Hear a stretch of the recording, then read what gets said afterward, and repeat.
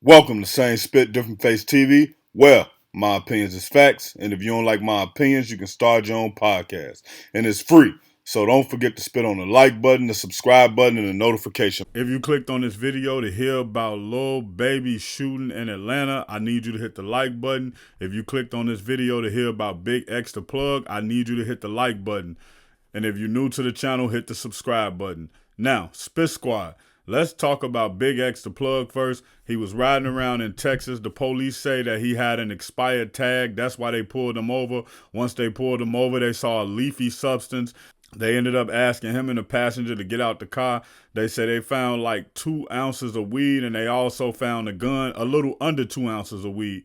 And they found a gun in the passenger side door. Now, obviously, BigXThePlug was only charged with the weed. I don't know why they charged him with the weed. Maybe because the gun was in the car, but he didn't get charged with the gun. I'm sure maybe his homie got charged with the gun, or maybe the gun was legal. It wasn't enough weed for them to say he was trafficking or whatever they may have thought he was doing, right? But it's Texas, and they don't really play fair. They be full of crap. Now, let's talk about this Lil Baby situation. I'm going to read this article, but before I read it, essentially what they trying to do is wrap him up in the RICO based on a shooting that happened while he was filming a music video. And the article goes, the Atlanta Police Department is speaking out about the details of a case where 2 13-year-old boys were fatally shot during a birthday party. They also placed the blame on Lil Baby. Wednesday, authorities had a press conference updating the public on the progress of the case stemming from the incident of July 2024.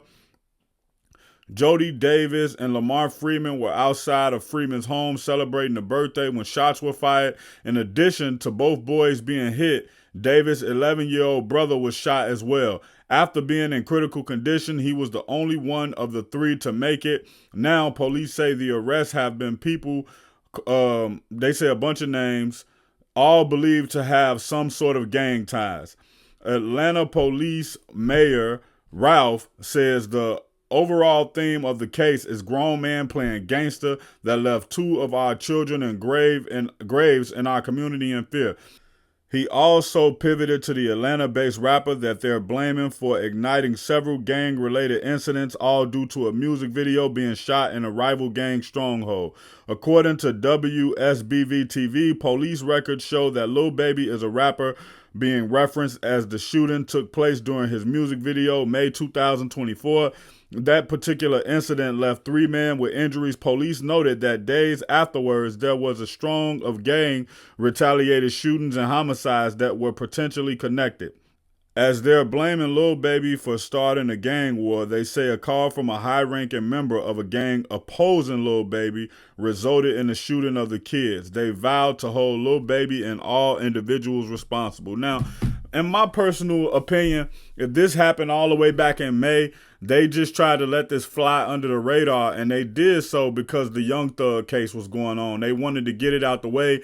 Fonnie Willis didn't want to ruffle too many more feathers. She wanted to get out of office first before she tried this. Now, my problem with this is that it happened all the way back in May, and now you blaming Lil Baby for it. Now, I do understand when they say, okay, if he wouldn't have never went to that neighborhood, the shooting would have never happened. But just because he was in that neighborhood don't mean he was trying to taunt somebody. He could have been there with somebody else who lived in the neighborhood. It could be somebody's friend who lived in that neighborhood. So if I'm Lil Baby, the first thing I do is I go to my lawyer and I show proof that I was over there shooting a music video, but I was over there shooting a music video with somebody who lived in that neighborhood. I was over there shooting a music video with somebody I know from that neighborhood. And then too, somebody snitching, because how would the cops know that a high-ranking opposition to Lil Baby made the call for the shooting to happen? So it's just a lot of little different things happening right here.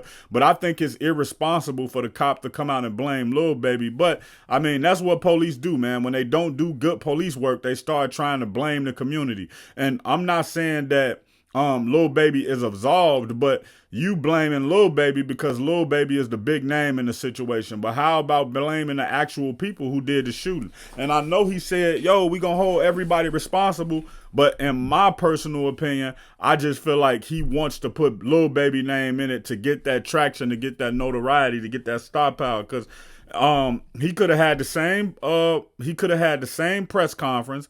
he could have did the same thing, and he could have not mentioned Lil Baby. And if he wanted to file charges against Lil Baby, it could have came up later. But this is a smaller play for a bigger play. And to be honest with y'all, I think they finna try to wrap Lil Baby up in the gang RICO.